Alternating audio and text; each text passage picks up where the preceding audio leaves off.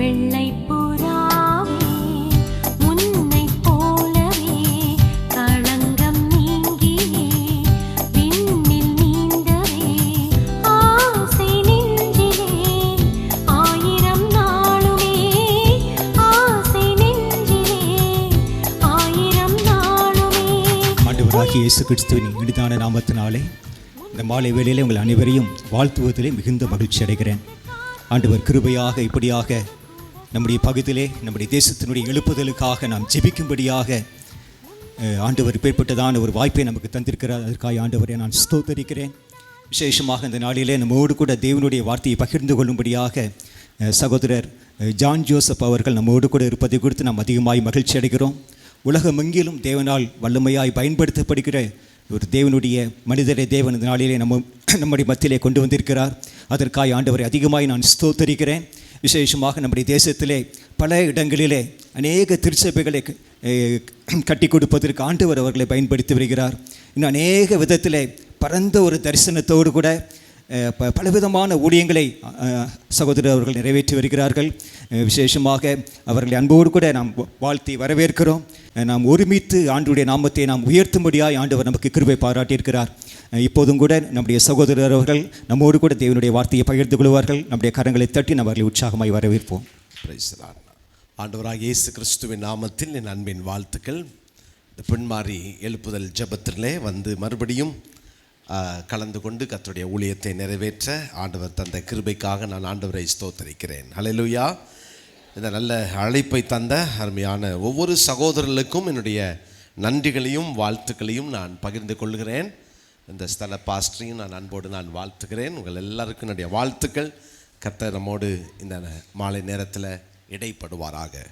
ஆண்டவருடைய சமூகத்தை நோக்கி நாம் பார்க்கலாம். கண்களை மூடி ஆண்டவரை நோக்கி நாம் பார்ப்போம். ஆண்டவரே நீர் பேசும் என்று சொல்லி நாம் ஒப்பு கொடுக்கலாமா? தேவன் நம்மோடு இடைப்படுவாராக. தேவன் நம்மோடு கூட பேசுவாராக. அவருடைய உள்ளம் நம்முடைய இருதயத்தில் அந்த அன்பை அவர் எதிர்பார்க்கிறார். அப்படிப்பட்ட ஒரு உள்ளம் கொண்ட தேவன் அவர். நம்மளும் கூட சொல்லலாம், நானும் உங்கள் மேலே அன்பாக இருக்கிறேன்ப்பா, எனக்கு நீங்கள் வேணும், உங்கள் வார்த்தை வேணும்னு சொல்லி ஜெபம் பண்ணலாமா? அவருடைய பிரசன்னத்தில் இருக்கிறோன்ற உணர்வோட ஆண்டவர்கிட்ட கேளுங்க பார்க்கலாம். என் கூட பேசுங்க. இந்த மாலை நேரத்தில் உங்கள் சத்தம் ஆண்டவரே என்னை உருவாக்கட்டும், உங்கள் வார்த்தைகள் என்னை உடைக்கட்டும், என்னை திருத்த வேண்டிய இடத்துல திருத்தி, உருவாக்க வேண்டிய இடத்துல உருவாக்கி ஆண்டவரே என்னை கட்டி எழுப்புங்கன்னு சொல்லி ஜெபம் பண்ணலாமா? கர்த்தர் நம்மோடு கூட பேசுவாராக. நன்றி செலுத்துகிறோம், உம்மை ஸ்தோத்தரிக்கிறோம் அப்பா. எங்களோடு கூட பேசுங்க. உம்முடைய வார்த்தை எங்கள் வாழ்க்கையிலே மறுரூபத்தை ஏற்படுத்தட்டும். அப்பிரயோஜனமான ஊழியக்காரனாக என்னை மறைத்து கொள்ளுங்க. நீங்க வெளிப்படுங்க. ஆவியானவரே நீங்க வெளிப்படுங்க. நீங்க மகிமையான காரியத்தை செய்யுங்க. இந்த நாளிலே வந்திருக்கிற ஒவ்வொருவரோடும் கர்த்தர் பேசும்படியாய், கர்த்தர் இடைப்படும்படியாய் ஜெபிக்கிறேன். எல்லா எதிர் வல்லமைகளையும் இயேசுவின் நாமத்தில் கடிந்து ஜெபிக்கிறேன். ஒவ்வொருவரையும் கர்த்தருடைய ஆவிக்குள்ளாக வைத்து ஒவ்வொருவரையும் தேவன் பயன்படுத்தும்படி நான் ஜெபிக்கிறேன். ஒவ்வொருவருடைய வாழ்க்கையும் மறுரூபப்படுத்தும்படி ஜெபிக்கிறேன். வந்த ஒருவராகிலும் வெறுமையாய் போகாதபடி என் ஆண்டவர் ஒவ்வொருவரோடும் பேசும்படியாய் ஜெபிக்கிறேன். கர்த்தர் அப்படி செய்வதற்காக உமக்கு ஸ்தோத்திரம் செலுத்துகிறோம் அப்பா. உம்முடைய நாமம் மாத்திரம் மகிமைப்படுவதாக. இரட்சகரும் மீட்பருமான இயேசுவின் நாமத்தில் ஜெபிக்கிறோம் நல்ல பிதாவே, ஆமென் சொல்லலாமா? ஹல்லேலூயா. ஆண்டவராகிய இயேசுவின் நாமத்தில் அன்பின் வாழ்த்துக்கள். கர்த்தர் தாமே உங்களை ஆசீர்வதிப்பாராக. இந்த நல்ல நாளிலும் உன்னத பாட்டின் புஸ்தகம் 6ஆம் அதிகாரம் 9வது வசனத்தை நாம் எடுத்தவர்கள் வாசிக்கலாம். உன்னத பாட்டின் புஸ்தகம் 6ஆம் அதிகாரம் 9வது வசனம். என் புறாவோ என் உத்தமையோ ஒருத்தியே, அவள் தன் தாய்க்கு ஒரே பிள்ளை, அவள் தன்னை பெற்றவளுக்கு அருமையானவள். குமாரத்திகள் அவளை கண்டு அவளை வாழ்த்தினார்கள். ராஜ ஸ்திரீகளும் மறுமனையாட்டிகளும் அவளை போற்றினார்கள். நேசர் சுலமித்தியை பார்த்து என் புறாவோ என் உத்தமையோ ஒருத்தியே என்று பாடுகிறார்.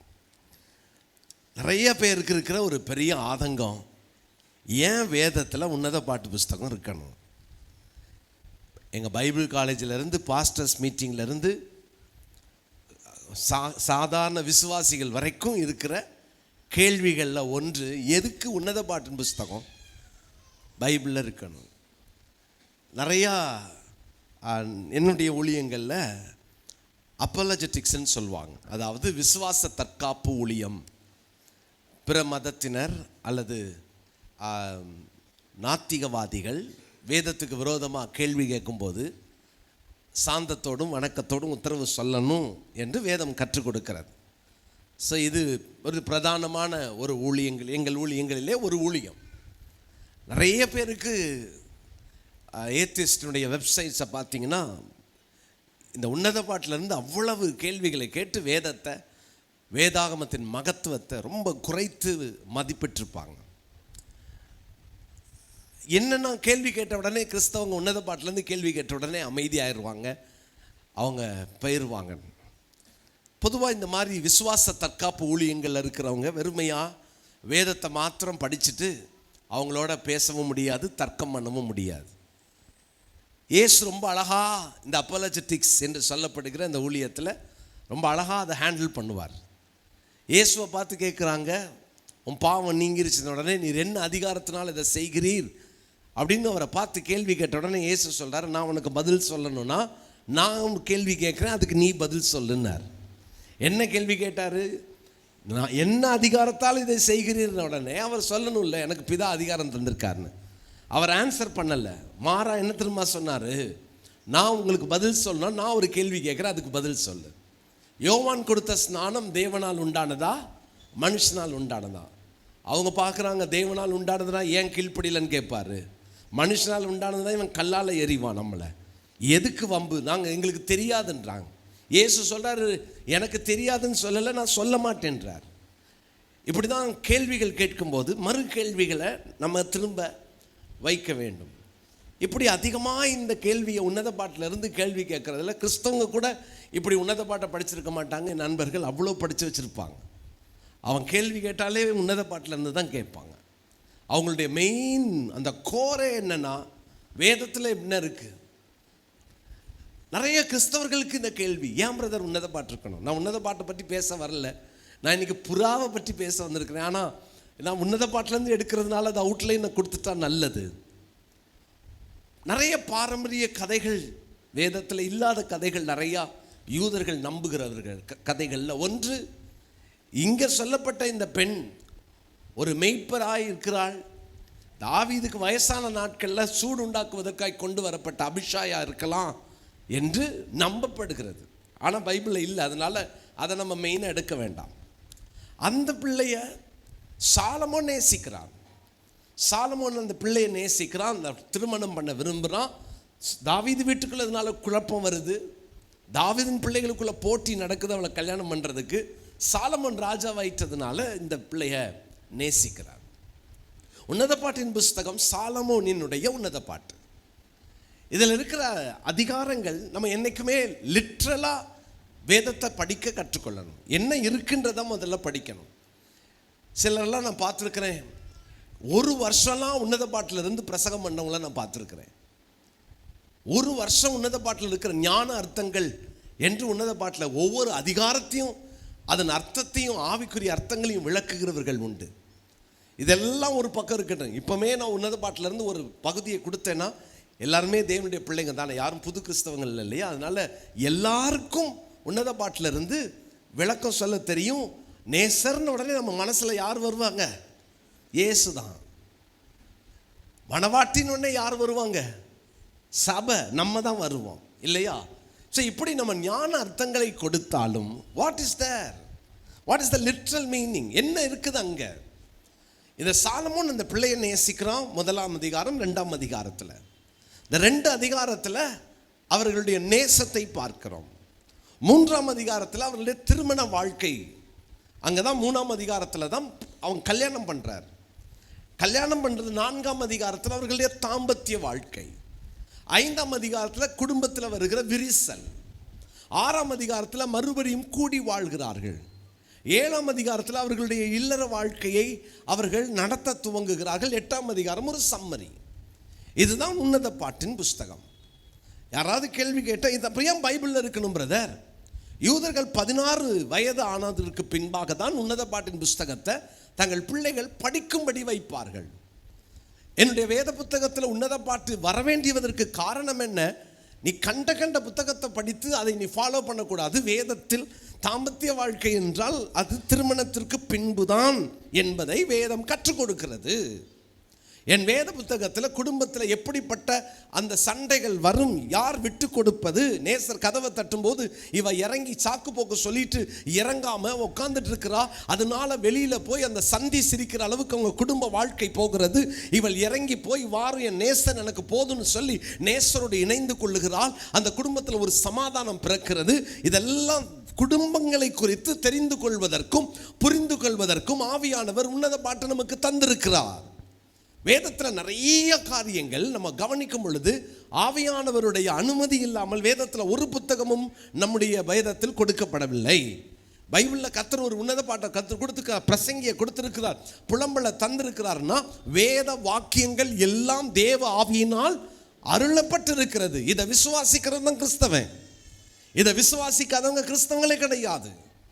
அப்போ இந்த சுலமித்தியை இந்த நேசர் பாடுகிறார். சாலமோன் பாடுறார், என் புறாவோ என் புறாவோ என் உத்தமியோ ஒருத்தியே என்று பாடுகிறார்.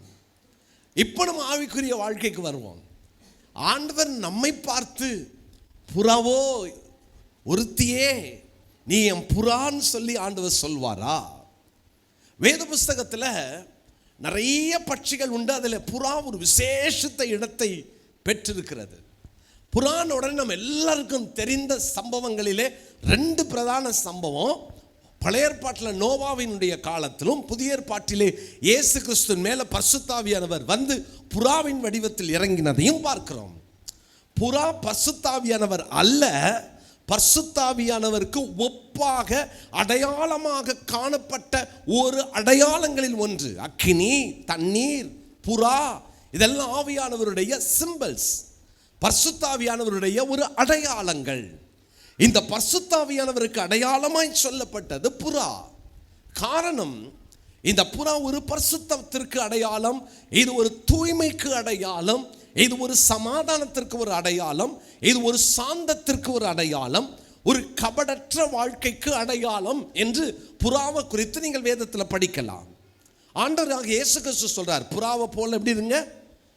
கபடற்றவர்களா இருங்க. பாம்பு போல வினா உள்ளவர்களா இருங்க, புறாவை போல கபடற்றவர்களா இருங்க. எதுக்காக புறாவை போல நம்ம கபடற்றலா இருக்கிறதுக்கு என்ன காரணம்? இந்த புறாவினுடைய அந்த கேரக்டரை ஆண்டவராக இயேசு கிறிஸ்து சொல்லி கொடுக்கிறார். இன்னைக்கு இந்த அருமையான மாலை நேரத்தில் நம்ம வாழ்க்கை புறாவோடு கூட ஒப்பிட்டு பார்க்க அழைக்கப்படுகிறோம். புறாவுக்கு இருக்கிற சில நேச்சர்ஸை நம்ம கற்றுக்கொள்ள போகிறோம். ஆவிக்குரியவர்களாகிய உங்களுக்குள்ளேயும் எனக்குள்ளேயும் இந்த புறாவினுடைய தன்மைகள் தங்கி இருக்க வேண்டும். நான் இந்த 3ஐயுமே நான் பழைய ஏற்பாட்டு புஸ்தகத்தில் ஆதியாகமத்தின் புஸ்தகம் 8ஆம் அதிகாரத்திலிருந்து தான் நான் 3 கருத்துக்களை நான் சொல்லி நான் ஜோம் பண்ணி நான் கடந்து போக விரும்புகிறேன். என்னோடு கூட வேதத்தை நீங்கள் திருப்பிக் கொள்ளலாம். நம்ம எல்லாருக்கும் தெரிந்த சம்பவம் தான். ஆண்டவராகிய தேவன் இப்பொழுது நோவாவை பேழையை செய்ய சொல்லுகிறார். அழகாய் பேழையை என்ன செய்யணும், எப்படி செய்யணும் எல்லாம் சொல்லி கொடுத்து ஆண்டவர் பேழையை செய்ய சொன்னார். மழை பெய்தது.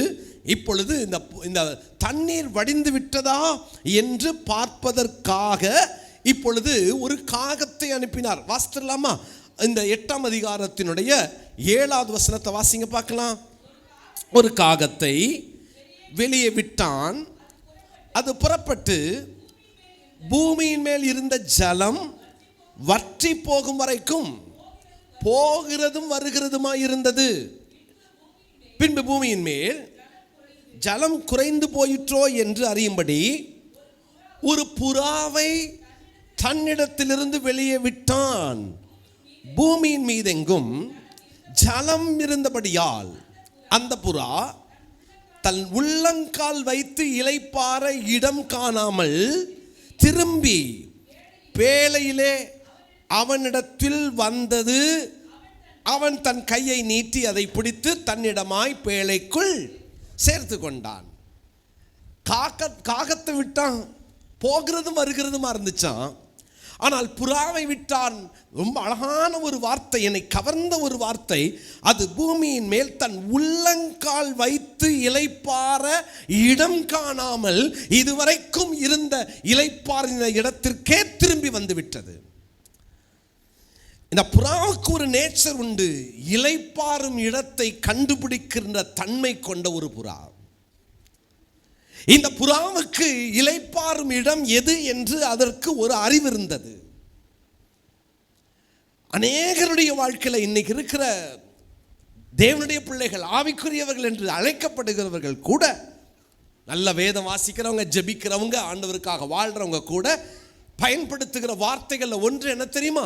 டிப்ரெஷன். நான் போன வாரத்துக்கு முந்தின வாரம் ஒரு மீட்டிங் போயிருந்தேன். அது ஒரு வாலிபர் கூட்டம். வாலிபர் மீட்டிங்கில் கிட்டத்தட்ட ஒரு 300 பிள்ளைங்க வந்திருப்பாங்க. ஊட்டியில் நடந்த மீட்டிங். அங்கே மதியானம் ஒரு செஷன் வச்சுருந்தாங்க, கேள்வி பதில் நேரம்.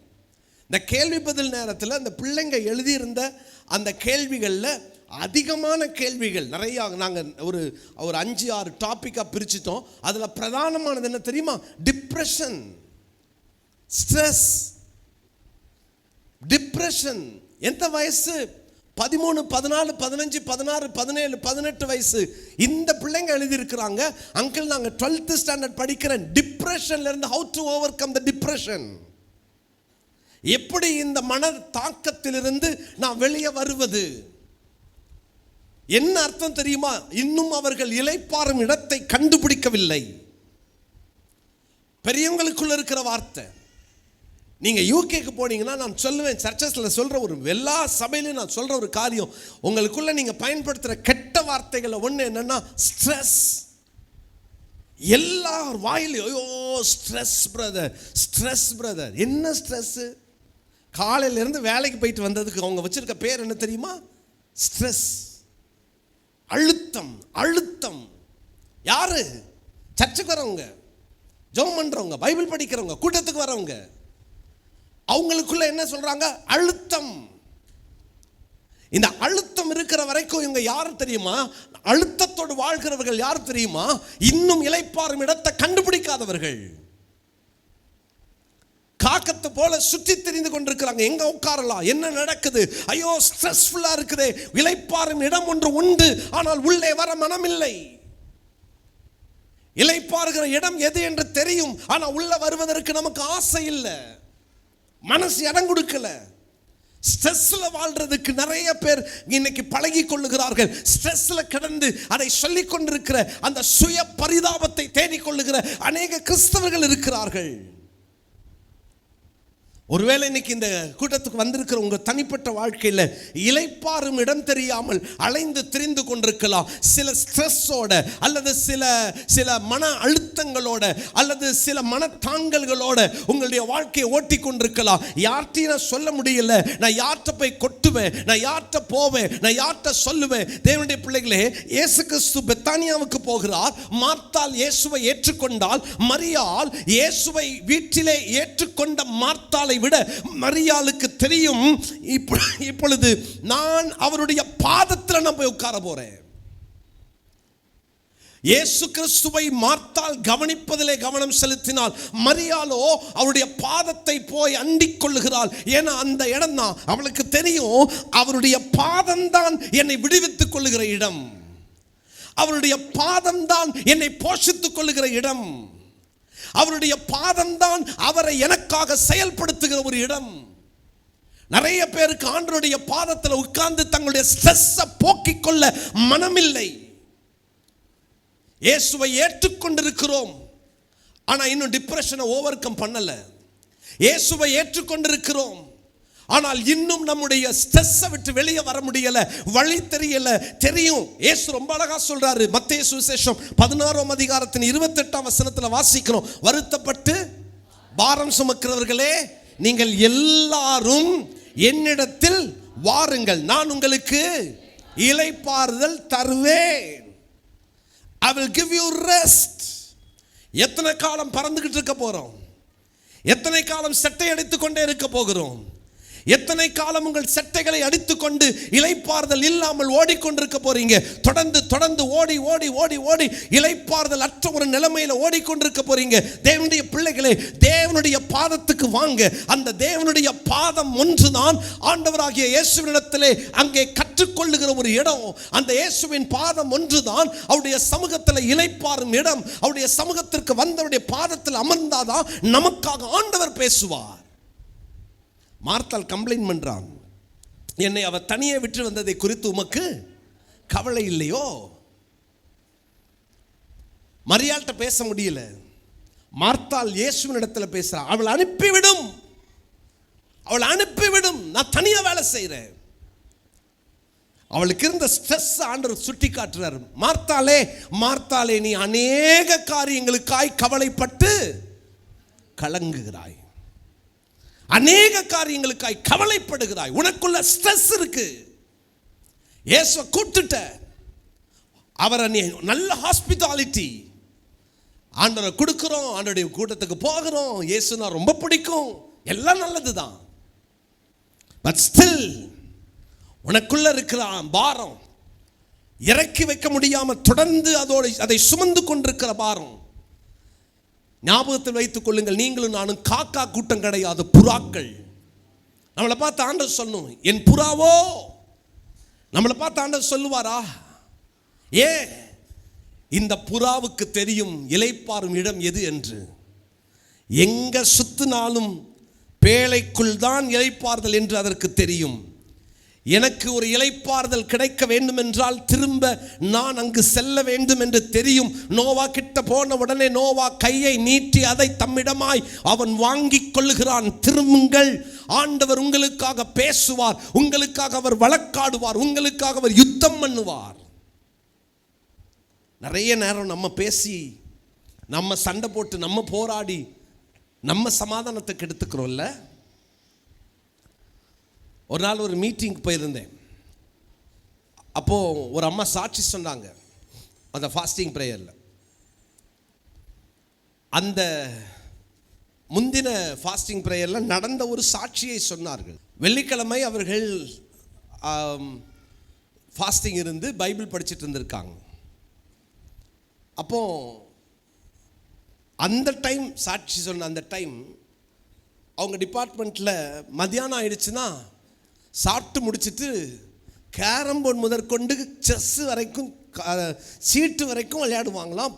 பாக்கு போட்டு புயலையை போட்டுட்டு விளையாடுவாங்களாம். திரும்ப போய் அந்த அரை மணி நேரத்துக்கு 1 மணி நேரம் விளையாண்டுட்டு தான் அப்புறம் போய் வேலையில் உட்காருவாங்க. அந்த டைமில் இந்த அம்மா பைபிள் படிச்சுட்டு இருந்திருக்காங்க. நல்ல ரட்சிக்கப்பட்ட அம்மா. திடீர்னு அவங்கள டைரக்டர் வந்தாராம். வந்தோடனே இந்த அம்மா எழுந்து பைபிளோடு எழும்பி நின்னாங்களாம். அவர் சொன்னாங்களா, என்னம்மா கையில்? Bible sir. ஏம்மா இது சர்ச்சா? இல்லை சார், நான் ஃப்ரைடேஸில் வந்து சாப்பிட மாட்டேன், ஃபாஸ்டிங் இருப்பேன். அந்த டைமில் நான் பைபிள் படிச்சுட்டு நான் கரெக்டாக 2 o'clock நான் வேலையில் உட்காந்துருவேன் சார். இல்லைம்மா இங்கெல்லாம் நீ படிக்கக்கூடாது. இல்லை சார், நான் சாப்பிட்ற டைமில் தான் பைபிள் படிக்கிறேன். நான் சொல்லிக்கிட்டே இருக்கிறேன், நீ என்ன படிப்பேன்னு சொல்கிற, என்னை வந்து பாருன்னு சொல்லிவிட்டு அவர் விறுவிறுன்னு கோபமாக உள்ளே போயிட்டாராம். இந்த அம்மா தன் மேல் அதிகாரிக்கிட்ட பெர்மிஷன் லெட்டர் எழுதி கொடுத்துட்டு வீட்டுக்கு வந்துட்டாங்க. அவரை பார்க்கல. வரும்போதெல்லாம் அவர்களுக்கு பயம். என்னை வர சொன்னார், நான் கீழ்ப்படியலை, நான் பயந்து வீட்டுக்கு வந்துட்டேனே, என்ன நடக்குமோ தெரியலையேன்னு வந்திருக்காங்க. அன்னைக்கு அந்த மீட்டிங்கில், அன்னைக்கு சாயங்காலம் நடந்த மீட்டிங்கில் அன்னைக்கு நான் பேசுகிறேன், நீ சும்மா இரு, உனக்காக கர்த்தர் யுத்தம் பண்ணுவார். அன்னைக்கு இந்த வார்த்தையை சொல்லி பேசுகிறேன்.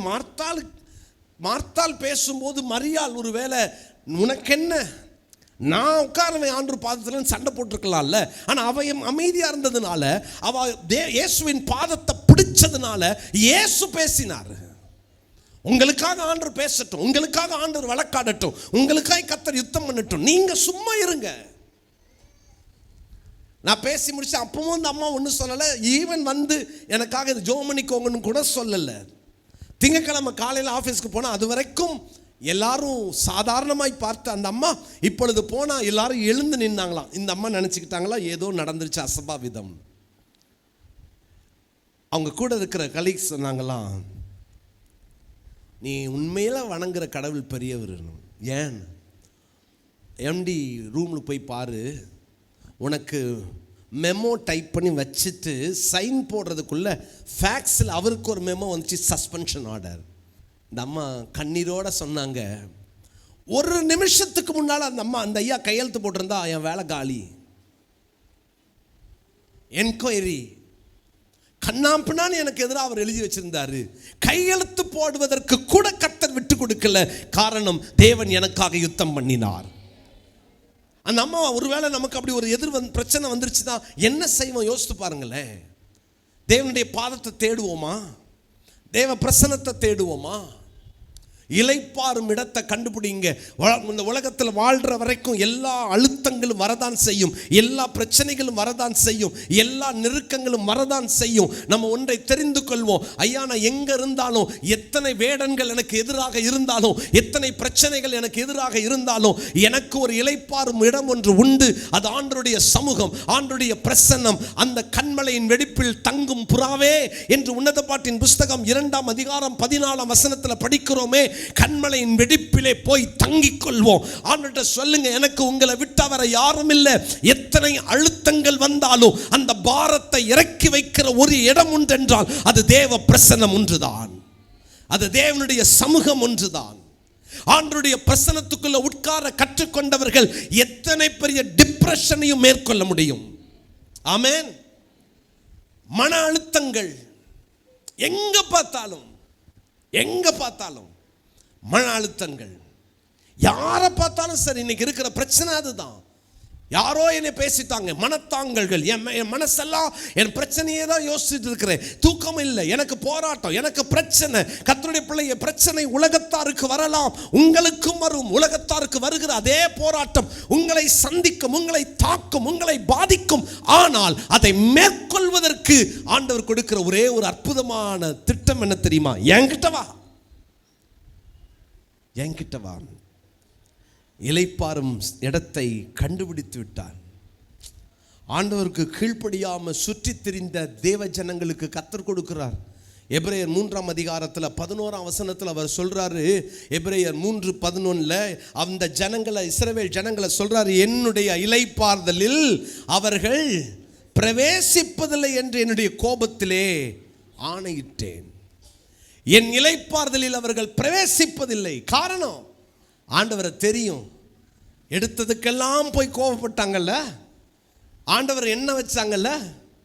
ஒவ்வொரு முறையும் ஆண்டவர் அவங்க என்னென்னலாம் எப்பெல்லாம் பரீட்சை பார்த்தார்ன்றதை நீங்கள் வேதத்தில் பாருங்களேன். என்னாகமத்தின் புஸ்தகம் 14ஆம் அதிகாரத்தில் இவங்க 12 பேர் போயிட்டு வந்து 10 பேர் நெகட்டிவ் ரிசல்ட்டை சொல்லும் பொழுது, இந்த 2 பேர் யோசுவாவும் காலேப்பும் போய் சோந்தரித்துக் கொள்ளலாம் என்று சொல்லும் பொழுது, இந்த 10 பேருடைய சத்தத்தை கேட்டு ஜனங்க முழுவதும் அழுதார்களே. அந்த ஜனங்களுடைய அந்த பரீட்சை பார்த்த காரியத்தை பார்த்து தேவனால பொறுத்து கொள்ள முடியல. கர்த்தர் என்ன தெரியுமா செய்தார்? அப்ப சொல்றாரு, இதுவரை என்னை 10 முறை பரீட்சை பார்த்த ஒருவனும் அந்த இளைப்பாறுதலிலே பிரவேசிப்பதில்லை. எகிப்தை விட்ட நேரத்திலிருந்து கர்த்தர் எண்ணிக்கிட்டு இருக்கிறாரு. ஆண்டவர் எண்ணிக்கிட்டு இருக்கிறாரு. 1 2 திரும்ப பரீட்சை பார்க்கறியா? இப்ப சொல்றாரு, 10 முறை பரீட்சை பார்த்தோம் எல்லாரையும் நான் ரிஜெக்ட் பண்றேன். எனக்கு வேண்டாம், அந்த கானானுக்குள்ள வர முடியாது. ஏன்? இளைப்பாறும் இடத்தை நோக்கி போவதற்கு அவர்களுக்கு மனம் இல்லை. அற்ப காரியங்களுக்காக நான் ஒரு நாள் அதை தியானிச்சேன். ஒரு நாள் ஒரு ஜெபம் நடத்துறதுக்காக நான் அதை தியானிச்சேன். ஆச்சரியமா இருந்துச்சு. அவங்க சொல்றாங்க, மன்னாவை பார்த்து சொல்றாங்க, சலித்து போனதுன்றாங்க. மன்னாவை பார்த்து இறைச்சி கிடைக்கல. என்ன சொல்றாங்க? எகிப்துல அந்த இறைச்சி பாத்திரத்துக்கு கிட்ட உட்கார்ந்து சாப்பிட்டோன்றாங்க. புரிஞ்சிக்கல தேவனுடைய அன்பை, தேவ பிரசன்னத்தை புரிஞ்சிக்கல. ஆண்டவர் சொல்றார், இவர்கள் என் இளைப்பாறுதலில் பிரவேசிப்பது இல்லை. எங்க சுத்தினாலும் தேவனுடைய பாதம் ஒன்றுதான் இளைப்பாறும் இடம். எத்தனை நெருக்கடிகள் வந்தாலும் சரி, நம்ம சொல்லுவோம், ஆண்டவரே நான் வந்து உங்க பாதத்தில் விழுந்துடுறேன். அவர் சமூகத்தில் வந்து அவர் மார்பிளை சாஞ்சிட்டோன்னா நம்முடைய எல்லா பாரங்களையும் கர்த்தர் எடுத்து போடுவார். நமக்கு ஒரு இளைப்பாறுதலை தருவார். அவர் சொல்றார், என்கிட்ட வா, உனக்கு இளைப்பாறுதல் தரேன். 2வது சொல்றார், என்னிடத்துல கற்றுக்கொள், உனக்கு இளைப்பாறுதல் தரேன். மூன்றாவது சொல்லுகிறார், என் நுகத்தை ஏற்றுக்கொள், உனக்கு இளைப்பாறுதல் தரேன். நம்ம எல்லாருக்கும் இந்த 11ஆம் அதிகாரம் இந்த வருத்தப்பட்டு பாரம் சுமக்கிறவர்களே என்ற வசனம் நமக்கு தெரியும். ஆனால் அடுத்த 2 வசனங்கள் நமக்கு பிரச்சனை. 28 தெரியும், 29 30 என்ன வாசித்துடலாமா? மத்தேயு சுவிசேஷம் 11ஆம் அதிகாரம் 29, நான் சாந்தமும் மனத்தாழ்மையுமா இருக்கிறேன், என் நுகத்தை உங்கள் மேல் ஏற்றுக்கொண்டு என்னிடத்தில் கற்றுக்கொள்ளுங்கள், என்னிடத்தில் கற்றுக்கொள்ளுங்கள். என்னைக்காவது இயேசு கிறிஸ்து அப்செட் ஆனாரா? என்னைக்காவது இயேசு கிறிஸ்து அப்செட் ஆனாரா? கூட இருக்கிறவங்களை நினைச்சு அப்செட் ஆனாரா? பேதுரு சொல்றாரு, கூட்டிட்டு போய் இதெல்லாம் உமக்கு சம்பவிக்க கூடாதுன்னு சொல்லி கடிந்து கொள்ள துவங்கினானே, இயேசு அப்செட் ஆனாரா? என்னைக்காவது ஆண்டவர் வாழ்க்கை வெறுத்து போச்சுன்னு சொன்னாரா? எத்தனை நேரம் தேவனுடைய பிள்ளைகள் வசனம் தெரியும், நமக்கு சத்தியம் தெரியும், நம்ம கேட்காத பிரசங்கம் கிடையாது. ஒரு ஃபேமிலி கவுன்சிலிங் வந்திருந்தாங்க. ஆல்மோஸ்ட் 2 குடும்பமும் உடைஞ்சி போகிற நேரம். எனக்கு ஆச்சரியமாக இருந்துச்சு. இந்த கணவன் சொல்கிறாரு, இனி வாழ முடியாது அங்கிள், ஜெபம் பண்ணி பிரித்து விட்டுருங்கன்றாரு. இவா சொல்கிறா, அங்கிள் இதுக்கு மேலே வாழ முடியாது, ஜெபம் பண்ணி பிரித்து விட்டுருங்கன்னு. அவ்வளவு நேரம் பேசி இந்த பிள்ளைங்க 2 பேருக்குள்ள ஒரே எண்ணம், நாங்கள் பிரிஞ்சிடணும். கேட்டா, ஐயோ நான் ஆஃபீஸ்லேருந்து வந்தா என்னைய அவ்வளவு எனக்கு ப்ரெஷரை கொடுக்குறா. இவன் சொல்கிறா, அவன் வந்த உடனே என்னைய ப்ரெஷர் பண்ணுறான். 2 பேரும். அவன் சொல்கிறான், அங்கிள் என்ன மாதிரி ஒருத்தனும் கஷ்டப்பட மாட்டான். நான் சொன்னேன், இன்னைக்கு டிவோர்ஸஸில் அதிகபட்சமாக குடும்ப கோர்ட்டில் நடக்கிற விவாகரத்துகளில் 65% விவாகரத்து சபையில் கூப்பிட்டு உட்கார வச்சு, இதில் ப்ரீமேரிட்டியல் கவுன்சிலிங் வேறு. கல்யாணத்துக்கு முன்னால் இப்போ நல்ல காரியம் நடக்குது. கல்யாணத்துக்கு முன்னால் ஒரு நாளைக்கு முன்னால் அந்த புருஷனையும் மனைவியும் 2 பேரையும் சேர போகிற 2 பேரையும் உட்கார வச்சு பாஸ்டர் கவுன்சிலிங் கொடுத்து எல்லாம் சொல்லி, அது ஒரு 2 மணி நேரம் பிரசங்கம். அடுத்த நாள் ஒரு 20 நிமிஷத்துலேருந்து 1 மணி நேரம் பிரசங்கம். இதை முடித்தோடனே ரிசப்ஷன் போனால் அங்கே வரவங்க போகிறவங்களுக்கெல்லாம் மைக்கை கொடுத்து அங்கே 2 பிரசங்கம். எல்லாம் முடித்து வீட்டுக்கு போனால் அங்கே பாருங்கள், அடுத்த 1 வருஷத்தில் எலியும் புனியுமா தான் உட்காந்துருக்காங்க. இப்போ என்ன பிரசங்கம் பண்ணி என்ன கேட்டு என்ன பிரயோஜனம்? இனி இளைப்பாறும் ஸ்தலத்தை கண்டுபிடிக்கல. வாங்க, எத்தனை நெருக்கங்கள் வந்தாலும் உலகத்துக்கும் நமக்கும் உள்ள வித்தியாசம், எனக்கு எந்த ஸ்ட்ரெஸ்ஸையும் மேற்கொள்ள தெரியும். காரணம், நான் புறா, காகம் அல்ல. போக்குவரத்துமாய் இருக்கிற காகம் அல்ல, நான் புறா. இரண்டாவதாக வாசிக்கலாம், ஆதியாகமத்தின் புஸ்தகம் 8ஆம் அதிகாரத்தின் 7வது வசனத்தை வாசிக்கலாமா? ஒரு காகத்தை வெளியே விட்டான், புறப்பட்டு பூமியின் மேல் இருந்த ஜலம் வற்றி போகும் வரைக்கும் போகிறதும் வருகிறதுமாய் இருந்தது. போச்சு, கொஞ்ச நேரம் கழிச்சு திரும்ப வந்துச்சு. அது போச்சு வந்துச்சு. ஆனால் அந்த புறா அப்படி அல்ல. பின்பு பூமியின் மேல் ஜலம் குறைந்து போயிற்றோ என்று அறியும்படி ஒரு புறாவை தன்னிடத்திலிருந்து வெளியே விட்டான். பூமியின் மீது எங்கும் ஜலம் இருந்தபடியால் அந்த புறா தன், என்ன அழகான வார்த்தைல, உள்ளங்கால் வைத்து இளைப்பாற இடம் காணாமல். ஆனால் காக்கா என்ன பண்ணிச்சான்? போயிட்டு போது வருது. ஏன் உள்ளங்கால் வைத்து இளைப்பாறன்னு புறாவுக்கு சொல்லப்பட்ட வார்த்தை காக்காவுக்கு இல்லை தெரியுமா? காகம் செத்து மிதந்துகிட்டு இருக்கிற பிணத்திலே உட்கார தெரிந்தது. புறா அப்படி அல்ல. புறா பிணத்தை கொத்தாது, பிணத்துக்கு மேலே உட்காரவும் செய்யாது. அதுக்கு தெரியும், நான் எங்கே உட்காரணுமோ அங்கே தான் உட்காரும். ஆமேன். எங்கே நிற்கணுமோ அங்கே நிற்பேன், எங்கே உட்காரணுமோ அங்கே உட்காருவேன், எங்கே நான் நடக்கணுமோ அங்கே நான் நடப்பேன். நான் செத்த கூட்டத்தில், செத்த இடத்துல நான் உட்கார்ந்து செத்தவர்களோடு செத்தவர்களாய் ஐக்கியம் கொள்ளுகிற ஒரு புறா கூட்டம் அல்ல. புறா கூட்டத்திற்கு ஒரு சுத்தம் இருக்கிறது. புறா கூட்டம் ஒருவேளை அங்கே நீங்க குப்பையில காகத்தை பார்க்கலாம், பிணத்தின் மேல் காகங்கள் உட்கார்ந்து இருக்கிறத பார்க்கலாம், புறா உட்காராது. செத்த பிரேதங்கள் மிதந்து கொண்டிருக்கும் போது காக்காவுக்கு கால் வைக்கிறதுக்கு இடம் கிடைச்சிருச்சு, ஆனால் புறாவுக்கு இடம் கிடைக்கல. புறாவுக்கு தெரியும், நான் எங்கே கால் வைக்கணுமோ அங்கே தான் வைப்பேன். ஆமேன், ஆமேன். நமக்குள்ள ஒரு குவாலிட்டி இருக்கணும், ஒரு ஸ்டாண்டர்ட் இருக்கணும். தேவ ஜனங்களுக்குள்ள எப்போதும் நமக்கு ஒரு குவாலிட்டி இருக்குது. இன்னைக்கு நிறைய தரம் குறைந்த கிறிஸ்தவத்தை நம்ம உலகத்தில் பார்த்துக்கிட்டே இருக்கிறோம். உலகத்தில் என்ன நடக்குதோ அது சபைக்குள்ளே நடக்க ஆரம்பிச்சிருச்சு. சமீப காலமாக ஒரு 2-3 நாளாக ஒரு வீடியோ பரவுது. பிணத்தை தூக்கிட்டு நம்ம சென்னையிலெல்லாம் எப்படி கூத்தாடுவாங்களோ அதை மாதிரி ஒரு கிறிஸ்தவ கூட்டத்தை நடத்துகிறவங்க கூத்தாடுறாங்க. அருவருப்பு. நான் யோசித்தேன், இதை விட ஆண்டவருடைய நாமத்தை தூஷிக்கிறதுக்கு முடியாது. ரோட்டில் போகும்போது அந்த பிணத்தை தூக்கிட்டு போகிறதுக்கு முன்னால் ஆடுற ஆட்டத்தை யாராவது பார்க்க முடியுமா? அருவருப்பு. எங்க போயிட்டு இருக்குது கிறிஸ்தவம்? இன்னைக்கு பேச முடியாது. இன்னைக்கு சபைகளில் நடந்து கொண்டிருக்கிற காரியங்கள் தரம் குறைந்த காரியம். அந்த குவாலிட்டி கொஞ்சம் கொஞ்சமா போயிட்டே இருக்குது. பரிதாப நிலைமை. சபைக்குள்ள இருக்கிறவங்க, சபைக்கு வருகிற பிள்ளைகளுடைய வாழ்க்கையில் இருக்கிற இன்னைக்கு ட்ரெஸ்ஸிங்ல இருந்து ஒவ்வொரு விஷயமும் கிறிஸ்தவம் எங்க போயிட்டு இருக்குது? நான் சமீபத்தில் ஒரு பேப்பரில் வாசித்தேன், இந்த குறிப்பிட்ட கோயிலில் ஜீன்ஸ் பேண்ட்டோட பெண்கள் அனுமதி இல்லை. ஒரு பேப்பரில் வாசித்தேன்.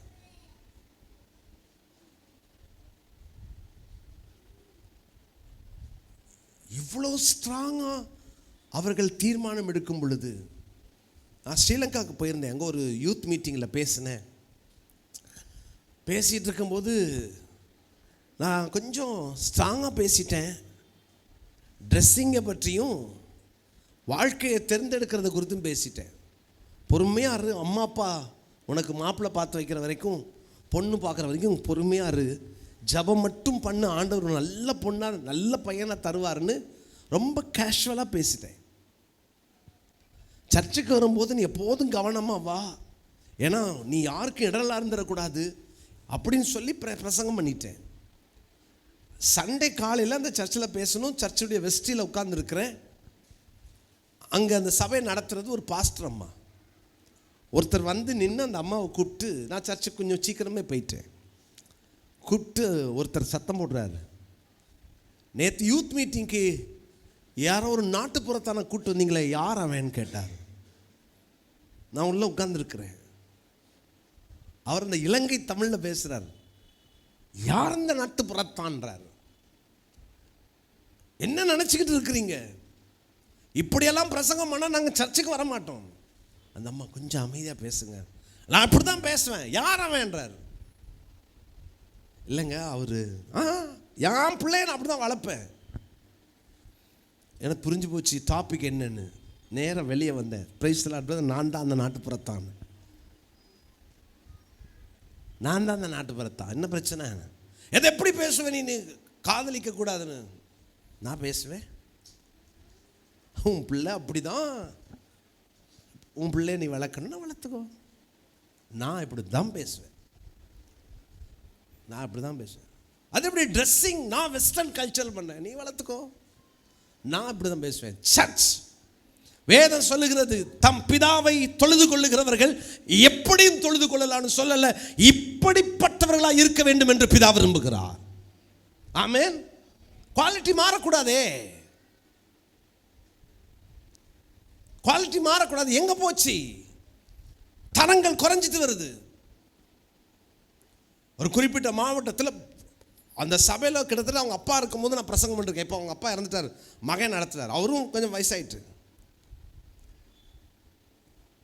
சர்ச்சை ஆராதனை ஆரம்பிச்சிருச்சு, உட்கார்ந்துருக்கிறாங்க. அப்போ வந்து அவ்வளோ ஸ்ட்ரிக்ட். அந்த சர்ச்சுக்கு போனால் ஒயிட் ஷர்ட்டு ஒயிட் பேண்ட் போட்டு தான் ஆகணும், இல்லைன்னா புல்பீட்டே ஏற்ற மாட்டாங்க. நான் சொல்லிட்டேன், ஐயா என்னை விட்டுருங்கய்யா. அவர் விட மாட்டார். இப்போ பாஸ்டர்கிட்ட சொன்னேன், பாஸ்டர்னு இல்லை நீங்கள் வேணா ஷர்ட்டு மட்டும் ஒயிட் போட்டுக்கோங்க, பேண்ட் எது வேணா. அவ்வளோ ஸ்ட்ரிக்ட். யாராவது எழுந்து நடந்தால் அந்த அவங்க அப்பா அந்த ஐயா இருக்கும்போது போய் தலையில் கொட்டுவார். அது மாதிரி ஆள். இப்போ நான் பார்க்குறேன், உட்காந்துருக்குறாங்க, ஃபோன் அடிக்குது, உட்காந்து சொல்லுன்றாங்க. கர்த்தாவே எங்கே போச்சு? கூட்டம் வந்துருச்சு. கன்வென்ஷன் 3வது நாள். பாஸ்டர் நின்று எல்லாரும் வாங்க, முன்னால் வாங்க, முன்னால் வாங்கன்றாங்க.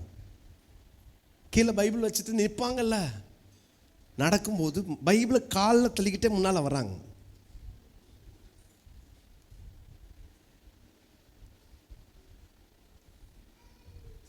எங்கே போச்சு உங்கள் பக்தி? நான் பிரசங்கம் ஆரம்பிக்கும் போது சொன்னேன், நீ கூப்பிட்டாலும் சரி, நீ கூப்பிட்டாட்டியும் சரி, காலில் வெளியில் ரோட்டில் போகிற ஒருத்தன் பேப்பரை மிதிச்சாலே எப்படின்றான்ல, நீ தொட்டு கும்பிட வேணாம். பைபிள் கொடுக்குற மரியாதை எங்கே போச்சு? எனக்கு தெரிந்த ஒரு சில தெய்வ மனிதர்கள் தெரியும், உட்கார்ற இடத்துல கூட பைபிள் வைக்க மாட்டாங்க, கையில் வச்சிருப்பாங்க. பைபிளை என்னைக்கு தலைக்கு மேலே வச்சிருப்பாங்க. எங்கள் அம்மா சொல்லுவாங்க, பாட்டியெல்லாம் பைபிளை தலைக்கு மேலே வச்சுருப்பாங்கடா, கீழே கூட வைக்க மாட்டாங்க. என் தலைக்கு மேலே தான் பைபிள் இருக்கணும். கொஞ்சம் கொஞ்சமாக பக்தி குறைஞ்சி இன்னைக்கு என்ன நடந்துச்சு தெரியுமா? செத்து போன ஒரு நிலைமை மாறி வந்துருச்சு.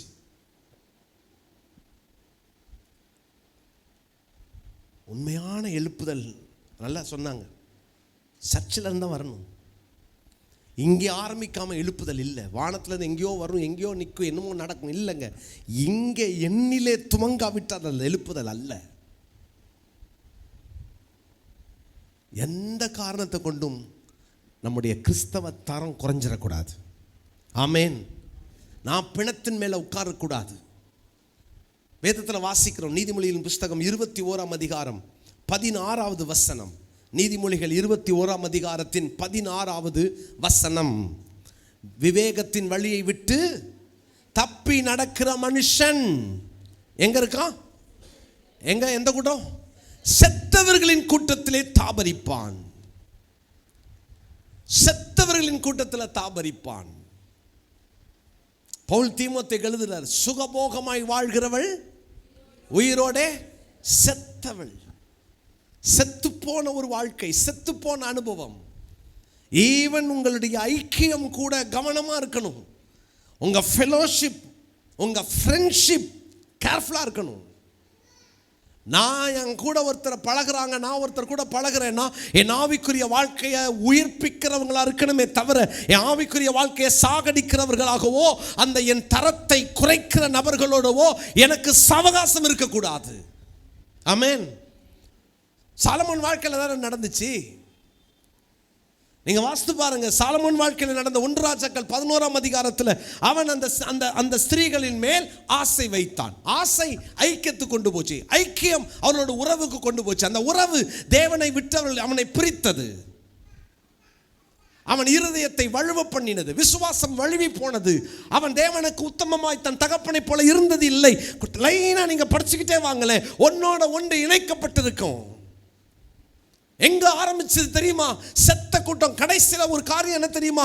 சாலமோன் வாழ்க்கையில தேவாலயத்தை அவ்வளவு மகிமையா கட்டினா, போறவங்க எல்லாம் தலையை தூக்கி பார்க்கிற அளவுக்கு மகிமையாய் கட்டின தேவாலயத்தை எதிர்பக்கத்தில் இருந்த மலைகளுக்கு மேல அவன் கல்யாணம் கட்டின அந்த பெண்களுக்காக உயரத்தில் கொண்டு போய் கோயில் கட்டினான். இன்னைக்கு வரைக்கும் இருக்கு. சாலமன் ஆலயத்தை மாத்திரம் உயரமாக கட்டல, ஆலயத்தை விட உயரமாய் தன் திருமணம் செய்த பெண் ஜாதிகளுக்காக அவன் கட்டினான். குவாலிட்டி. பவுல் சொல்றார், எல்லாவற்றையும் செய்ய எனக்கு அதிகாரம் உண்டு, எல்லாம் எனக்கு தகுதியாயிராது. உலகத்தான போல நடக்க முடியாதா? பேச முடியாதா? செய்ய முடியாதா? உலகம் பேசும், உலகம் செய்யும், நான் செய்ய மாட்டேன். ஏன்னா நான் பிரித்து எடுக்கப்பட்டவன். ஆமென். செத்த கூட்டத்தில் கிடக்கிறவன் அல்ல, பிரேத கல்லறையில் கிடக்கிறவன் அல்ல. லேகியோன் பிசாசு பிடிச்ச அந்த ஒருத்தனுக்காக இயேசு வந்தார். அந்த இயேசு வந்த உடனே வந்து காலில் விழுந்துட்டானா, ஆண்டவர் பார்க்க அந்த மனுஷனை குறித்து வேதம் சொல்லுகிறது, அவன் பிரேத கல்லறையிலே கிடந்தவன், பிரேத கல்லறையிலே அவன் வாழ்ந்தவன், பிரேத கல்லறையில் பிரேதத்தோடு பிரேதமா வாழ்ந்தவன். தீர்மானம் எடுத்துக்கொள்ளுங்க, நான் துன்மார்க்கருடைய ஆலோசனையில் நடக்க மாட்டேன், பாவிகளின் வழியில் நிற்க மாட்டேன், பரியாசக்காரன் உட்காரும் இடத்தில் உட்கார மாட்டேன். நான் இப்படி தான் இருப்பேன். என் ஆவிக்குரிய வாழ்க்கை இப்படி தான் இருக்கும். என் தரத்தை நான் குறைக்க மாட்டேன். என் தரம் குறையிறதுக்கு நான் காரணமாக இருக்க மாட்டேன். என் ஆவிக்குரிய வாழ்க்கையில் என்னுடைய தரத்தை நான் காத்துக்கொள்வேன். எந்த காரணத்தை கொண்டு யாருக்காக உங்களோட ஸ்பிரிச்சுவல் குவாலிட்டியை யாருக்காக விட்டுறாதீங்க. முதலாவது இளைப்பாறும் இடத்தை கண்டுபிடித்த புறா. இரண்டாவது இறந்தவர்களின் கூட்டத்தை தவிர்த்த புறா. இறந்தவர்களின் கூட்டத்துக்கும் புறாவுக்கும் சம்பந்தம் கிடையாது. காக்கா செத்த கூட்டத்தில் கிடக்கும், செத்ததுக்கு இஷ்டம். புறா செத்து போன இடத்துல உட்காந்து கொத்தாது. அந்த அந்த அந்த அந்த அந்த ஸ்மெல்லு கூட அந்த புறாவுக்கு ஆகாது. தன்னை காத்துக்கொள்ளும். தேவன் நம்மளை உயிர்ப்பிக்கட்டும்.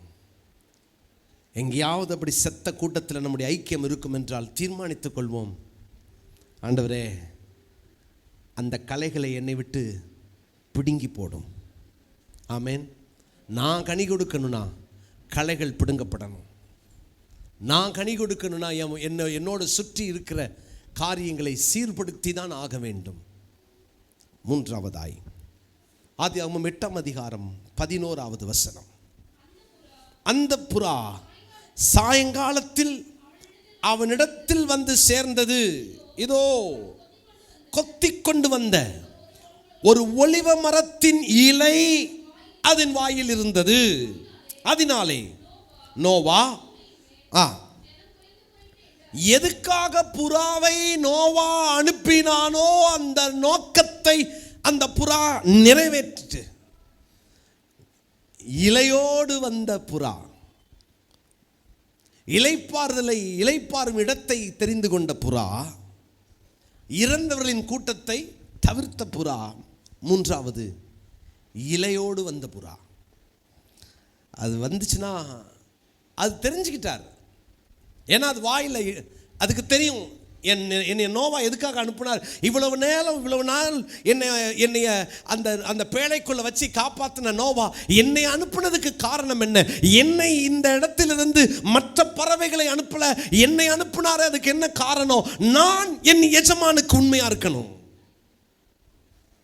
என்னை ஆண்டவர் என்னை வைத்திருக்கிற நோக்கத்தை, எனக்கு இப்போ ஒரு இடம் கிடைச்சிருச்சு, பூமியில ஜலம் வற்றி போயிட்டு, இப்போ செடிகள் வளர ஆரம்பிச்சிருச்சு, இப்போ ஒலிவ இலைகளை நான் பார்க்கிறேன், நான் செட்டில் ஆயிருக்கலாம். நிறைய பேர் வாழ்க்கையில் கொஞ்சம் பிரச்சனை இருக்கிற வரைக்கும் ஆண்டவர் தேவை, கொஞ்சம் பிரச்சனை எல்லாம் சால்வ் ஆனதுக்கு அப்புறம் ஆண்டவர் தேவையில்லைன்னு சொல்லி எங்கேயோ போய் செட்டில் ஆகிற கூட்டங்கள் உண்டு. நான் சொல்றது கிறிஸ்தவ ஜனங்கள் அப்படியே லைஃப்ல செட்டில் ஆயிடுவோம் பிரதர். எவ்வளவு ஆசீர்வதித்தாலும் நம்ம மனசுல ஒன்று இருக்கணும், செட்டில் ஆகக்கூடாது. ஏன்னா என் மேல் ஒரு நோக்கம் உண்டு. எத்தனை பேர் விசுவாசிக்கிறீங்க? உங்கள் மேல் தேவன் ஒரு நோக்கம் வச்சிருக்கிறார். தேவனுக்கு ஒரு திட்டம் உண்டு உங்கள் மேல். தேவனுடைய திட்டத்தை அறிந்து கொள்ளுங்க. கர்த்தர் என்ன எதுக்காக கொண்டாந்தார், என்னை எதுக்காக ரட்சித்தார்?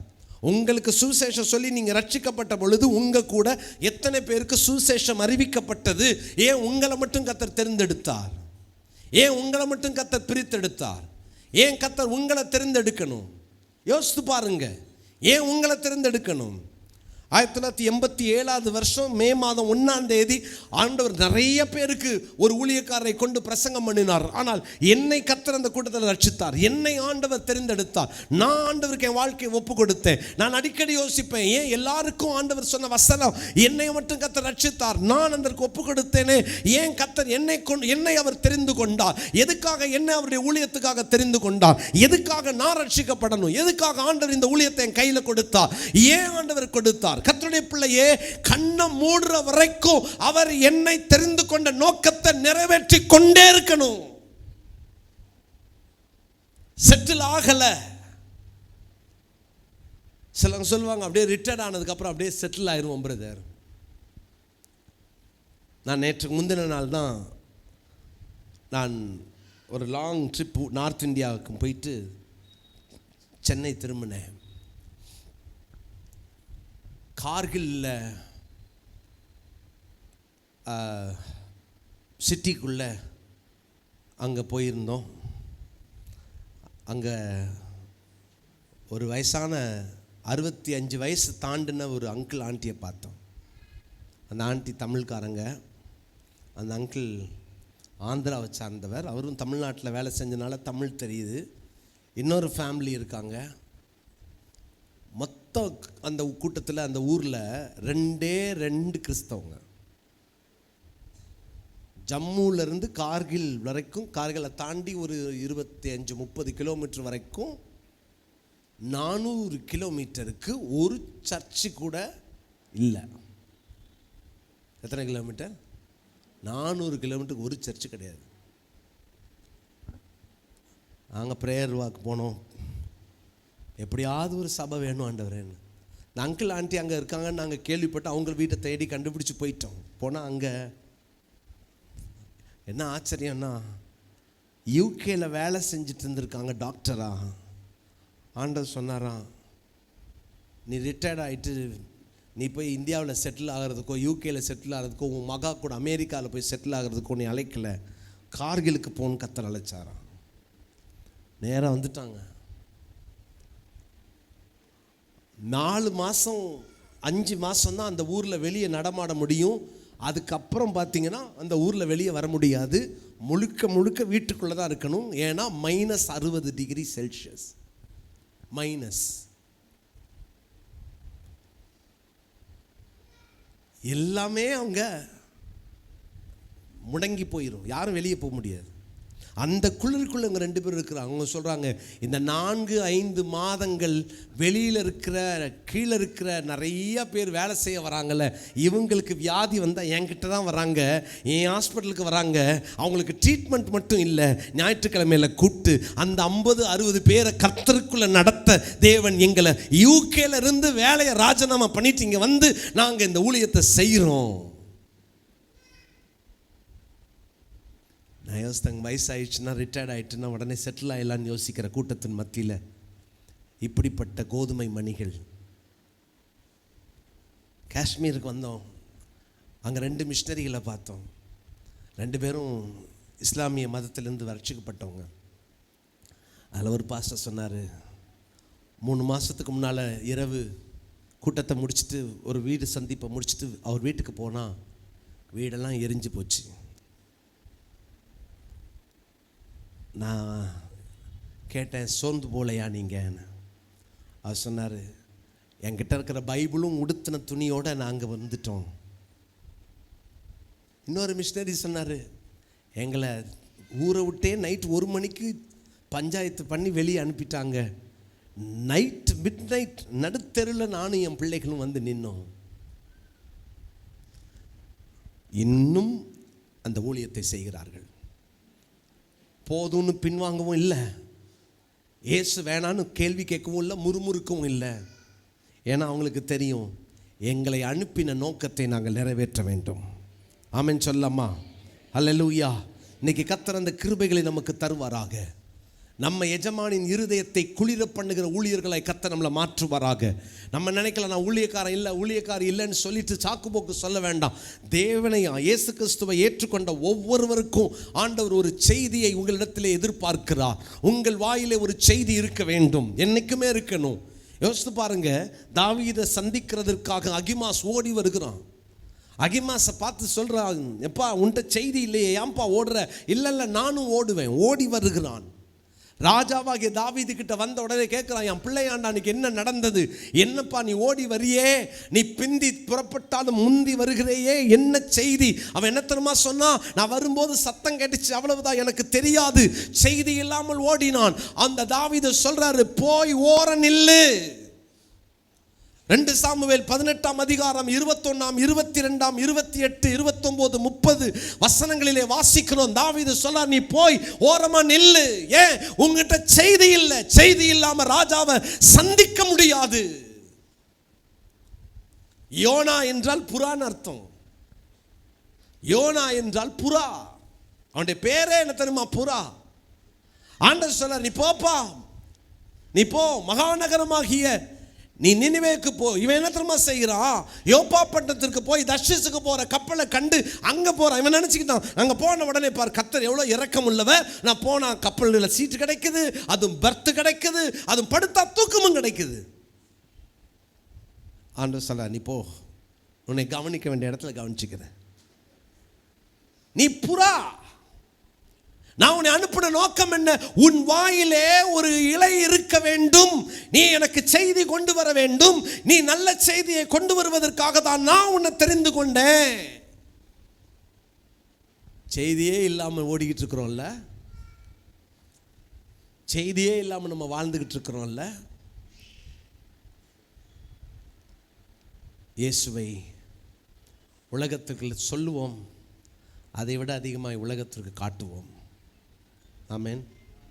இயேசுவை காட்டுங்க. எங்கெல்லாம் எப்படியெல்லாம் இயேசுவை காட்ட முடியும்னு பாருங்க. காலம் சமீபமாக இருக்கு, மறந்துடாதீங்க. ஆண்டவர் நம்மளை பார்த்து சொல்லணும், என் புறாவோ என் உத்தமியோ ஒருத்தியே. நம்மளை பார்த்து சொல்வாரா? இலையோடு வந்த புறா நோவாவுக்கு ஒரு செய்தி கொண்டு வந்துருச்சு.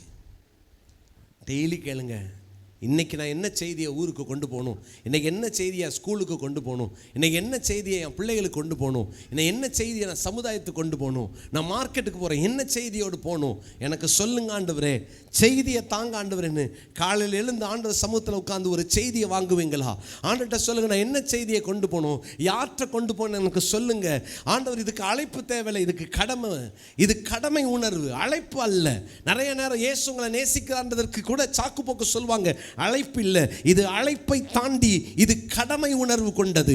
கடமையை செஞ்சாதான் அழைப்பு வரும். நிறைய பேர் அவங்க அடிப்படையான தேவன் அவர்களை அழைத்த தேவன் அவர்களுக்கு கொடுத்திருக்கிற கடமையே செய்யாம அழைப்புக்கு காத்திருப்பாங்க. இன்னைக்கு இல்லை, என்னைக்கும் அழைப்பு வராது. அடிப்படையாய் தேவன் என்னை தெரிந்தெடுத்து என்னை ரட்சித்தாரே, எனக்கு ஆண்டவர் மீட்பை தந்தாரே, என்னுடைய கடமை என்ன தெரியுமா? வேதம் சொல்லுகிறது 1 கொரிந்தியர் 9:16 சுவிசேஷத்தை அறிந்திருந்த மேன்மை பாராட்ட எனக்கு இடமில்லை, அது என் மேல் விழுந்த கடமை. சுவிசேஷத்தை பிரசங்கியாவிட்டால் எனக்கு ஐயோ. ஆண்டவர் சொல்றாரு, எப்பா நீ கண்டதையும் கேட்டதையும் சாட்சியாய் சொல். அப்போஸ்தலர் 22:15 சவுலை பவுலாகை சந்திக்கிறார், மாற்றுகிறார். அவன் வாழ்க்கையில் ஒரு திருப்பு முனை. அது சொல்றார், நான் கண்டதையும் கேட்டதையும் சொல்லாமல் இருக்க முடியாதே, நான் இலையை பார்த்துட்டேன் கொத்திட்டு வராமல் இருக்க முடியாதே, நான் ஒரு செய்தியை கொண்டு போகாமல் இருக்க முடியாதே. ராஜா சமூகத்தில் ஒரு நாள் நிற்கும்போது ஒருவேளை வெட்கப்பட்டவர்களாய் நிற்போமோ? யோசித்து பாருங்க. இயேசுவை உலகத்திற்கு காண்பிப்போம், கூடுமானவரை சொல்லுவோம். என்னெல்லாம் சமயம் வாய்த்தாலும் வாய்க்காவிட்டாலும் எல்லா நேரமும் உங்கள் வாயில் ஒரு இலை இருக்கணும், சுவிசேஷம் என்ற இலை இருக்கணும். காக்கா வாயில் அது இருக்காது, புறா வாயில் தான் இருக்கும். புறா இலைப்பாறும் இடத்தை கண்டுபிடித்தது, புறா இறந்த கூட்டத்தை தவிர்த்தது, புறா இலையோடு நோவாவை சந்தித்தது. ஜெபிக்கலாமா? எழுந்து நிற்போம், ஆண்டவரை நோக்கி பார்ப்போம். ஒரு விசை கூட அழைப்பின் நோக்கத்தை தெரிந்தவர்களாய், அழைப்பை புரிந்து கொண்டவர்களாய் கண்களை மூடி ஓயாமல் உங்களை மன அழுத்தங்களுக்குள்ளாய் வைத்துக் கொண்டிருக்கிறீர்களோ? 1008 பிரச்சனையை உங்க மனசுல போட்டு குழம்பி வந்து கொண்டிருக்கிறீர்களோ? உலகத்தாரை போலவே புலம்புறீங்களோ? உலகத்தாருக்கும் ரட்சிக்கப்பட்ட உங்களுக்கும் என்ன வித்தியாசம்? அவங்களும் கண்ணீர் வெடிக்கிறான், நீங்களும் கண்ணீர் வெடிக்கிறீங்களா? அவங்க இருக்கிற அதே நிலையில தான் நீங்க இருக்கிறீங்களா? ஆண்டுட்ட மன்னிப்பு கேட்கலாமா? எனக்கு தெரியும், வசனம் தெரியும், உங்ககிட்ட வந்தாதான் இளைப்பாறுதல், உங்ககிட்ட கத்துக்கிட்டாதான் இளைப்பாறுதல், உங்க நுகத்தை ஏற்றுக்கிட்டாதான் இளைப்பாறுதல்னு தெரியும். ஆனா நானோ இளைப்பாதல் இல்லாம சுத்தி திரியிறேனே, என்னை மன்னிச்சிருங்கன்னு சொல்லுங்க. ஒரு நல்ல தீர்மானம் எடுக்கலாமா? என்ன நடந்தாலும் உங்க பாதத்துல வந்து நான் விழுந்துருவேன்ப்பா, உங்க பாதத்தை கட்டி பிடிச்சுக்குவேன்ப்பா, எனக்கு வேற இடம் இல்லப்பா, நீங்க தான்ப்பான்னு சொல்லுங்க. அவர் பாதத்துக்கு வந்துட்டா அவர் பார்த்துக்குவார். அவர் பாதத்துக்கு வந்துட்டா உங்க வாழ்க்கையில் ஒரு இளைப்பாறுதல், அவர் சமூகத்துக்கு வந்துட்டா உங்களுக்கு ஒரு நிம்மதியை தருவா. சுற்றி திரிந்தது போதும், திரும்புங்க, திரும்புங்க, திரும்புங்க, தேவ பிரசன்னத்துக்குள்ள திரும்புங்க. நீங்க இழந்த அந்த தேவ பிரசன்னத்தை திரும்ப கர்த்தர் கொடுக்கட்டும், திரும்புங்க. நீங்க இழந்த தேவ அபிஷேகத்தை திரும்ப கர்த்தர் தரட்டும், திரும்புங்க.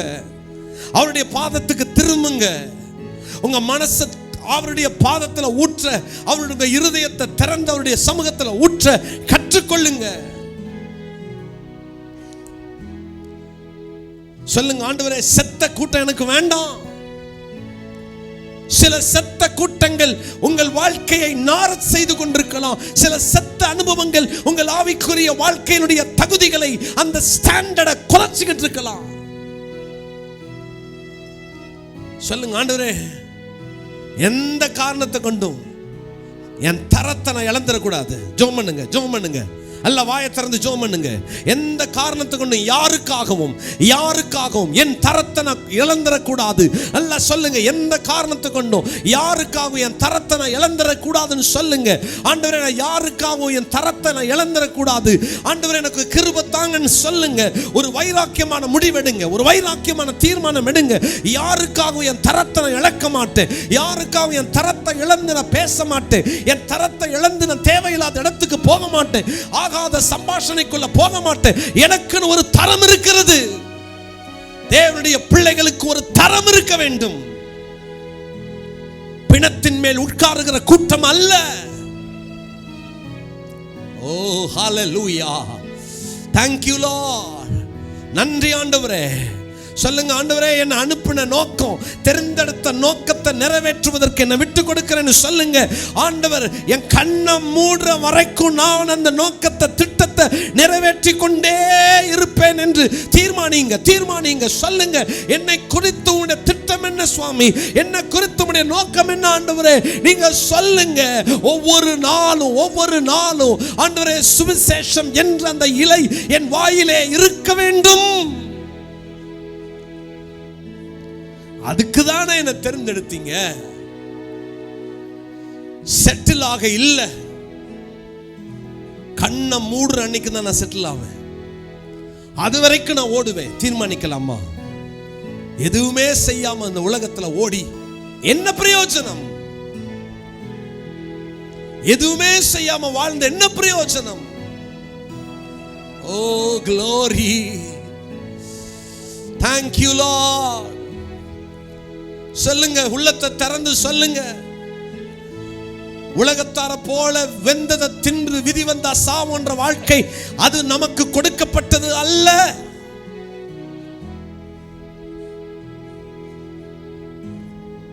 அர்ப்பணிப்போமா? Thank you. Oh glory, shadibiya santarana. Thank you Lord. ஹalleluya. நல்ல தீர்மானம் எடுங்க. தீர்மானம் எடுத்து கையை உயர்த்தி ஜெபம் பண்ணுங்க. சொல்லுங்க, ஆண்டவரே உங்க வார்த்தையோடு ஒவ்வொரு நாளும் புறப்படணும். ஒரு நாளைக்கு ஒருத்தருக்காவது நான் உங்களை பேசணும். ஆண்டவரே, நான் செட்டில் ஆகிற ஒரு அனுபவம் இருக்கக்கூடாது. பேழைக்கு வந்து செய்தி சொல்லுகிற புறாவை போல ஆண்டவரே என்னை மாத்துங்கப்பா. ஐயோ, உலகம் காத்திருக்குதே, வார்த்தைக்காய் காத்திருக்குதே, ஒரு சுவிசேஷத்திற்காய் காத்திருக்கிறதே. ஆண்டவரே என்ன பயன்படுத்துங்கன்னு சொல்லுங்க. கண்டதையும் கேட்டதையும் அனுபவித்ததையும் சொல்லாவிட்டால் நமக்கு ஐயோ குற்றம் நம்மேல் விழுமே, நான் குற்றவாளியாவேனே.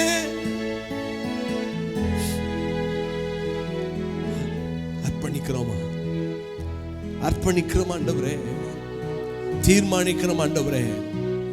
தகப்பனே, உமக்கு நன்றி சொல்லி ஜெபம் பண்றோம். இந்த இரவு நேரத்தில் தேவன் எங்கள் மத்தியில் பிரசன்னராக இருக்கிறதற்காய், எங்கள் மத்தியிலே உலாவுகிறதற்காய், கர்த்தர் எங்கள் நடுவிலே பேசிக் கொண்டிருக்கிற நம்முடைய வார்த்தைக்காய் உமக்கு ஸ்தோத்திரம். யார் யாரோடு என்னென்ன வார்த்தை கொண்டு நீங்க பேசணும்னு சித்தம் கொண்டீரோ கர்த்தர் பேசிக் கொண்டிருக்கிறதற்காய் ஸ்தோத்திரம். ஒவ்வொருவருடைய உள்ளத்திற்குள்ளும் விதைக்கப்பட்ட விதைகள், வார்த்தைகள் ஆண்டவரே விளையட்டும் என்று நான் ஜெபிக்கிறேன். எல்லா விதமான இந்த பிள்ளைகளை அழுத்திக் கொண்டிருக்கிற பாரங்கள் தேவனுடைய சமூகத்திலே அது நீங்குவதாக, அது பனி போல உருகி போவதாக. Glory to Jesus. இந்த பிள்ளைகளுடைய தீர்மானங்களை கர்த்தர் அங்கீகரியும், எடுத்துக்கொண்ட உடன்படிக்கைகளை அங்கீகரியும், ஒவ்வொருவரையும் பயன்படுத்தும் ஆண்டவரே. செத்த அனுபவங்கள் மாறட்டும். எஜமானின் இருதயத்தை குளிர செய்கிற நற்செய்தியாளர்களாய் எங்களை மாற்றுங்க சுவாமி, எங்களை மாற்றுங்க. எங்களை அர்ப்பணிக்கிறோம் உடைய கரங்கள். அருமையான நம்முடைய பிள்ளைகளை ஒப்பு கொடுத்து நான் ஜெபிக்கிறேன். இந்த இரவு நேரத்தில் யார் யார் என்னென்ன பலவீனத்தோடு வந்திருந்தாலும், என்னென்ன வியாதிகளோடு வந்திருந்தாலும், என்னென்ன கட்டுகளோடு வந்திருந்தாலும், இன்று உடைய பிள்ளைகளை நீங்க விடுதலையாக்கும்படி நான் ஜெபிக்கிறேன். உடைய விடுதலையின் வல்லமை ஒரு விஷயம் உடைய பிள்ளைகளை தொடுவதாக, உடைய சுகமளிக்கிற வல்லமை உடைய பிள்ளைகளை தொடுவதாக. இயேசு கிறிஸ்துவின் உயிர்த்தெழுந்த வல்லமையுள்ள நாமத்தினால் எல்லா பலவீனங்களும், எல்லா போராட்டங்களும் இப்பொழுது உயிர்த்தெழுந்த உடைய வல்லமை நிமித்தம் இப்பொழுது உடைய பிள்ளைகளை விட்டு விலகுவதாக என்று நான் ஜெபிக்கிறேன். உடைய பிள்ளைகளோடு போராடுகிற எல்லா எதிர் வல்லமைகளையும் இயேசுவின் நாமத்தில் நாங்கள் கடிந்து ஜெபிக்கிறோம் அப்பா. உடைய பிள்ளைகளை விடுதலையாக்குவதற்காக நன்றி, சுகமாக்குவதற்காக நன்றி. என்னென்ன எதிர்பார்ப்போடு உடைய பிள்ளைகள் உடைய சமூகத்திற்கு வந்திருந்தாலும் தேவன் தம்முடைய பிள்ளைகளை பயன்படுத்தும். தேவன் தம்முடைய பிள்ளைகளை சந்தோஷப்படுத்தும். தேவன் தம்முடைய பிள்ளைகளை மகிமையினாலும் கனத்தினாலும் ஆண்டவரே ஆசீர்வாதங்களாலும் முடிசூட்டி உயர்த்தி கனப்படுத்தும்படி நான் ஜெபிக்கிறேன். கர்த்தர் கூட இருங்க, நடத்துங்க ஆண்டவரே. இந்த அருமையான ஜெப குழுவுக்காக ஸ்தோத்திரம். ஒவ்வொரு மாதமும் பாரத்தோடு நடத்துகிற ஆண்டவரே இந்த அருமையான நம்முடைய பிள்ளைகளுக்காய் ஸ்தோத்திரம். ஆண்டவரே அருமையான சகோதரர்களுக்காய் ஸ்தோத்திரம், அருமையான தேவ ஊழியர்களுக்காய் ஸ்தோத்திரம், இந்த இடத்தை கொடுத்த அருமையான பாஸ்டருக்காய் ஸ்தோத்திரம், ஒவ்வொரு விசுவாசிகளுக்காய் ஸ்தோத்திரம். இயேசு கிறிஸ்துவின் நாமத்தினால் இந்த குடும்பங்களை, இந்த ஐக்கியங்களை நான் வாழ்த்துகிறேன், ஆசீர்வதித்து ஜெபிக்கிறேன். இங்கிருந்து அநேக ஊழியர்கள் எழும்பட்டும், இங்கிருந்து எழுப்புதல்கள் வரட்டும், இங்கிருந்து பெரிய பெரிய காரியங்கள் நடக்கட்டும். இது ஒரு ஆண்டவரே சாதாரணமான கூட்டமாய் இருந்தாலும் இது ஒரு மகிமை நிறைந்ததாய் வரும் நாட்களில் நீர் மாற்றும்படி நான் ஜெபிக்கிறேன். கரங்களை ஒப்பு கொடுக்கிறேன். நீங்க மாத்திரம் மகிமைப்படுவீராக. பெரிய காரியங்களை செய்யும். எல்லா துதியும் கனமும் மகிமையும் ஒருவருக்கே கொடுக்கிறோம். இயேசுவின் நாமத்தில் ஜெபிக்கிறோம் நல்ல பிதாவே, ஆமென்.